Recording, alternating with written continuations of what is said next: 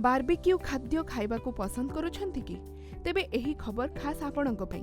काठी किंबा कोइलारे रंधा होइथिबा भोजन खाइबा द्वारा आपणक फुसफुस उपरे खराब प्रभाव पकाइबा सह मृत्यु को मध्य डाकी आनिथाए। विशेषज्ञଙ୍କ मतरे गैस किंबा चुलीरे प्रस्तुत खाद्य खाउथिबा लोकଙ୍କ तुलनारे 36% अधिक लोक श्वास संबंधी रोगरे पीड़ित होइथांती जो माने काठ किंबा कोइलारे प्रस्तुत खाद्य खांती। विशेषज्ञଙ୍କ अनुଯାयी कोइलारे प्रस्तुत खाद्य खाइले फुसफुस रे छेद हेबार भय थाए। एहा विशेष भावरे सेही लोकमानଙ୍କ पई जेउ माने बारबिक्यू रे प्रस्तुत होइथिबा खाद्य को पसंद करिथांती।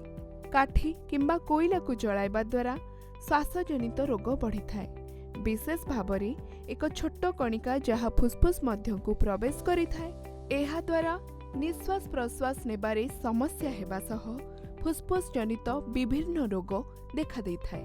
दुनियार प्राय 3 अरब लोक घरे रही थांती जेउ माने नियमित भावरे काठी कोइला बा अन्य स्वच्छ इंधन रे खाद्य रांधि थांती। साधारण भावरे एहा निम्न एवं मध्यम आय करुथिबा देशर ग्रामीण क्षेत्र रे देखिबाकू मिलिथाए।